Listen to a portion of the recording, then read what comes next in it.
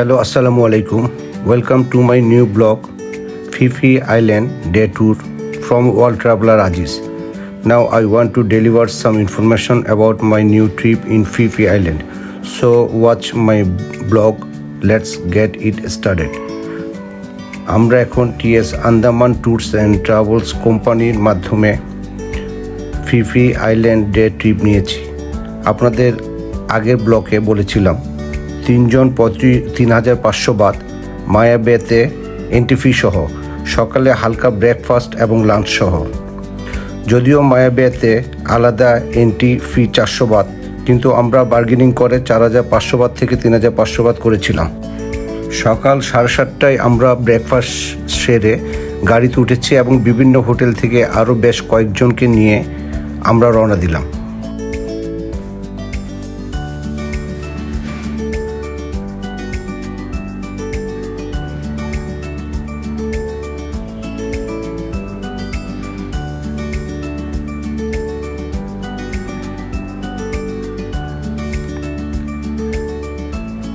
এখন আমরা যেখান থেকে বোট ছাড়বে সেই জায়গায় এসে পৌঁছলাম। প্লেসটির নাম হলো পিয়ার রাতসাডা। এখানে মোবাইলের খাপ পাওয়া যায় পানিতে মোবাইল ইউজ করার জন্য। এছাড়াও জুতো, sandal, sunglass, cap, drinks, chips ইত্যাদি বিক্রি করে। এখন আমরা হালকা আবার ব্রেকফাস্ট সেরে নিচ্ছি। তারপর গাইড আমাদের বুঝিয়ে দিচ্ছেন কিভাবে পানিতে নামবো, কি করব, কোথায় কি আছে, কখন লাঞ্চ হবে, কতক্ষণ কোন জায়গায় রাখবে এবং নির্দিষ্ট সময় ফিরে আসতে হবে। স্যান্ডেল বা শু কিনতে বলছে, কারণ যেখানে আমরা যাব সেখানে হাঁটতে হয়তো পা কেটে যেতে পারে শামুক বা প্রবালের ধারে। সেই জন্য তারা বলছে তাদের জুতো কিনতে। যদিও আমরা স্যান্ডেল ও জুতো ক্যাটস নিয়ে এসেছি, তবে অনেকে কিনছে এবং মায়াবেতে সাঁতার কাটা সম্পূর্ণ নিষেধ, শুধু একটু হালকা পানিতে নামা যাবে ইত্যাদি বলছে। আরও বলছে দেরি হলে নিজ খরচে অন্য বোর্ডে আসবেন, এটার জন্য আমরা দায়ী থাকব না। এরকম আরও অনেক কিছু বুঝিয়ে দিচ্ছেন। এখন আমরা যাত্রা শুরু করলাম। এক বোর্ডে আমরা সম্ভবত 25 জন। চলুন আমরা সাগরের মনোমুগ্ধকর সৌন্দর্য উপভোগ করি। কত সুন্দর লাগছে! আল্লাহ পৃথিবীতে কি সুন্দর সুন্দর পাহাড়, পর্বত, নদী, গাছগাছালি এবং বিভিন্ন জিনিস রেখেছে আমাদের জন্য।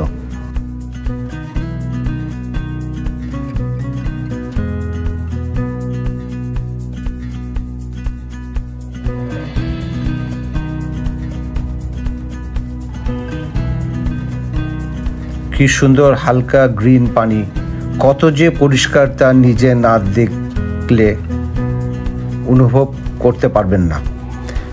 বিশেষ করে থাইল্যান্ড, মালদ্বীপ এই স্বচ্ছ পানি এবং সাদা বালি দেখার জন্য হলেও আসতে হবে। অন্য কিছু উল্টাপাল্টা যা কিছু আছে তা বাদ দেন, খেয়াল করবেন না, শুধু আল্লাহর সৃষ্টি উপভোগ করবেন।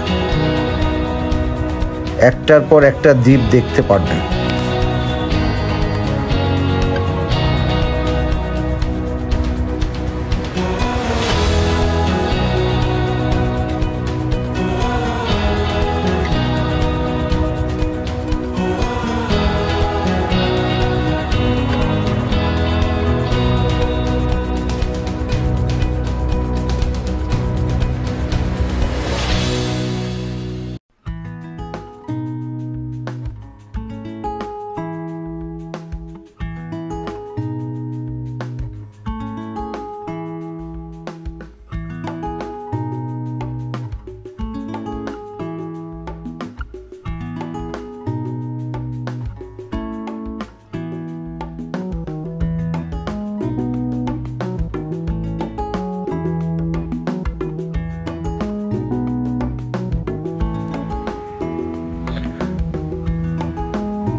এটা হলো মাঙ্কি বিচ।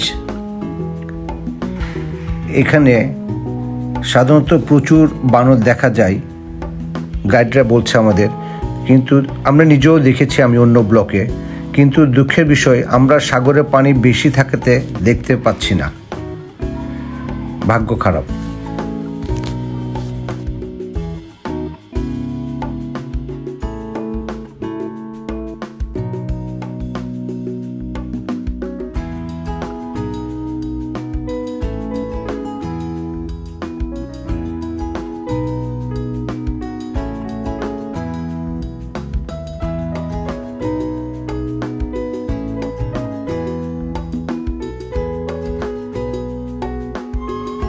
অনেকক্ষণ বোর্ডে চড়ার পর এখন আমরা কো ফি ফি ডনে এসে পৌঁছলাম। আমাদের এখানে লাঞ্চ করাবে এবং বিভিন্ন সাইট পরিদর্শন করাবে। পুরো জায়গাটাই ট্যুরিস্ট স্পট, বিভিন্ন ধরনের জিনিসপত্র বিক্রি করছে, তবে স্টোরগুলি দেখতে খুব সুন্দর লাগছে।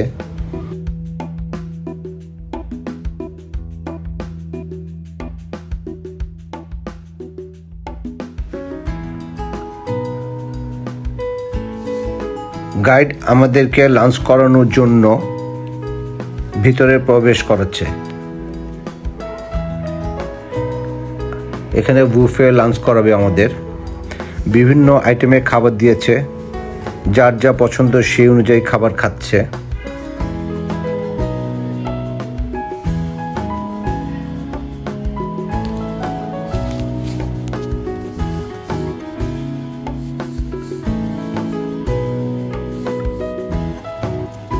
খাবার মোটামুটি বেশ ভালোই টেস্ট ছিল, তবে তরমুজ একদম ফার্স্ট ক্লাস। এত মিষ্টি তরমুজ অন্য কোনো দেশে আছে কি না আমি জানি না, আপনারা জানলে আমাকে জানাবেন।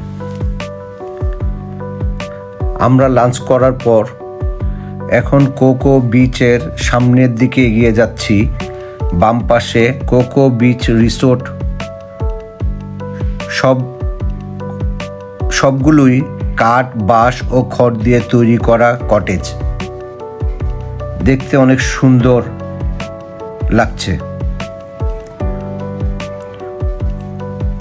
এই কোকো বিচটি খুবই শান্ত বিচ। কোকো বিচ রিসোর্টের পার্সোনাল বিচ সম্ভবত। চারিদিকে নারিকেল গাছ এবং অন্যান্য গাছ, খুব সুন্দর মনোরম পরিবেশ লাগছে, দেখতে অসম্ভব সুন্দর লাগছে।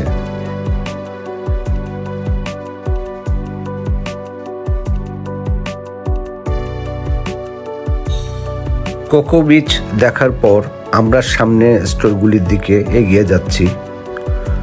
পুরো ফিফি ডন আইল্যান্ড আপনাদের ঘুরে দেখাচ্ছি।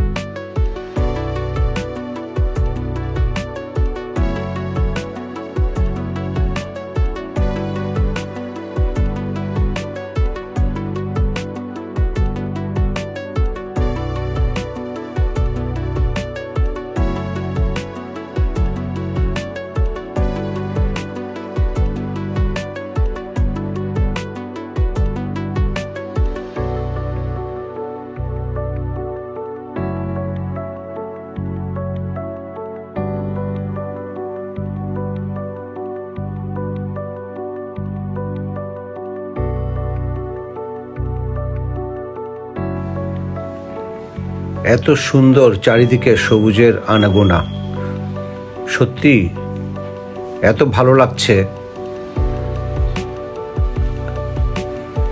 যা বলার অপেক্ষা রাখে না।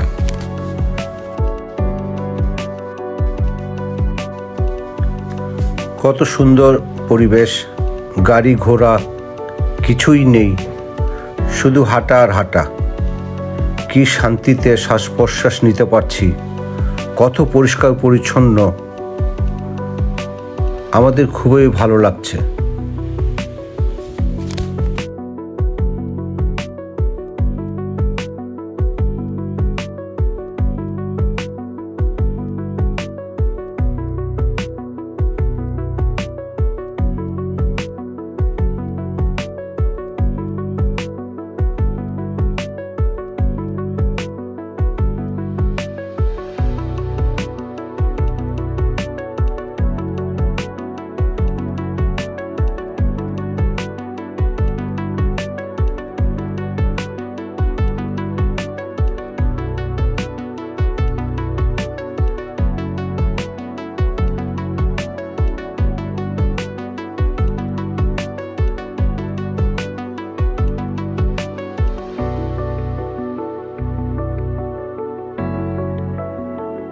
আমরা এখন ফিফি ডন আইল্যান্ড থেকে লাঞ্চ ও কোকো বিচ দেখার পর আবার যাত্রা শুরু করলাম।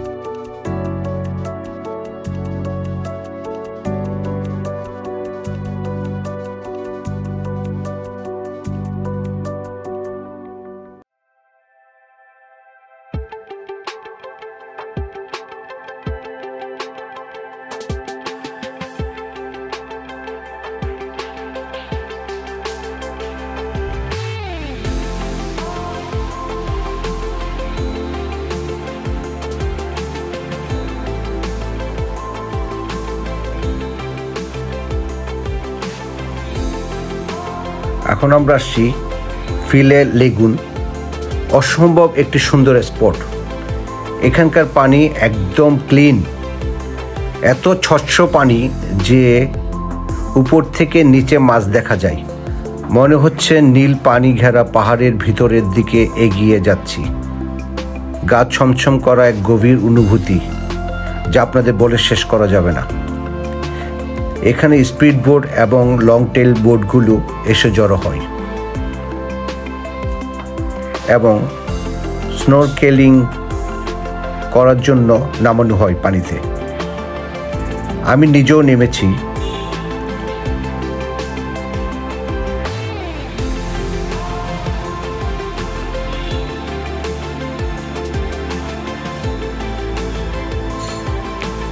আপনারা এখন দেখতে পারবেন আমি নিজে নেমে সাঁতার কেটেছি। আমি অল্প অল্প সাঁতার পারি, যদিও আমার খুব ভয় ভয় লাগছিল। যেহেতু আমি সাঁতার পারি সেজন্য আমি নেমেছি। খুবই ভালো লাগছে, আমার ভয়টা কেটে গেছে আমার এখন। শুনেছি পানিতে স্নোরকেলিংয়ের জন্য মালদ্বীপ বেস্ট। মালদ্বীপে অনেক ধরনের ইভেন্ট আছে। আমরা এখন আরেকটি অসম্ভব আশ্চর্যজনক একটি জায়গায় এসেছি। জায়গাটির নাম হলো মায়া বে। মায়া বের ব্যাক সাইড দিয়ে আমরা ঢুকছি, কারণ ফ্রন্ট সাইড দিয়ে এখন ঢোকা নিষেধ এবং ঢুকতে দিচ্ছে না। এই মায়া বে এখান থেকে টিকিট কাটতে হয়। বড়দের জন্য 400 বাত এবং ছোটদের জন্য 200 বাত। এই পার্কটি আসলে দেখার মতো। ইচ্ছে করলে এখানে 3-4 ঘন্টা পার করে দেওয়া যায়, কিন্তু আমাদের 40 মিনিট সময় বেঁধে দেওয়া হয়েছে। এর মধ্যে অবশ্যই চলে আসতে হবে। ফুকেটে যদি কেউ আসেন আর মায়াবেতে যদি না আসেন তাহলে ফুকেট আসা অসম্পূর্ণ থেকে যাবে। ফুকেট বা ফিফি আইল্যান্ড যাই বলুন না কেন, মায়া বে ইজ দ্য বেস্ট প্লেস। মায়া বে দেখার সাথে সাথে আমার সেই বিখ্যাত লিওনার্দো ডিক্যাপ্রিওর দ্য বিচ মুভির দৃশ্যগুলি মনে পড়ছে।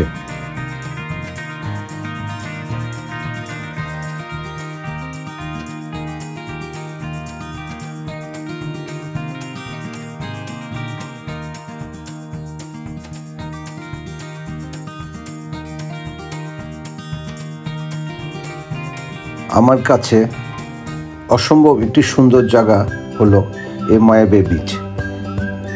এখানে বসে অনেক সময় কাটানো যায়, কিন্তু আমাদেরকে নির্দিষ্ট অল্প সময় বেঁধে দেওয়া হয়, কারণ অন্যদেরকেও সুযোগ দিতে হয়। বেতে অনেক সুন্দর ভিউ আছে। মায়াবে সাদা বালিগুলো আমার কাছে একদম সাদা পাউডারের মতো লাগছে। এই পাউডার সাদা বালি অবশ্য মালদ্বীপেও আরও অনেক বেশি দেখা যায়।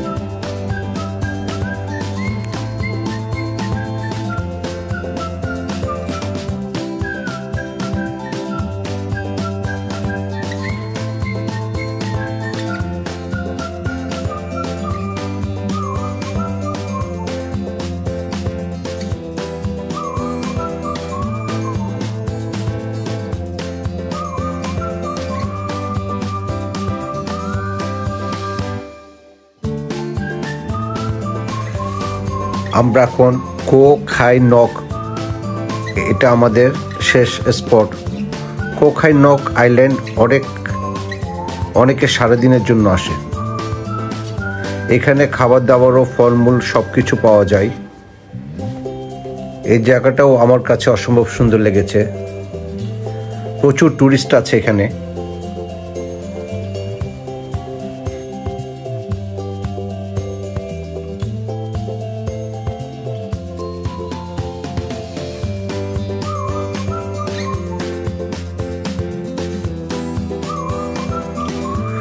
তবে ফুকেটের তুলনায় এখানে খাবার দাবারের একটু দাম বেশি।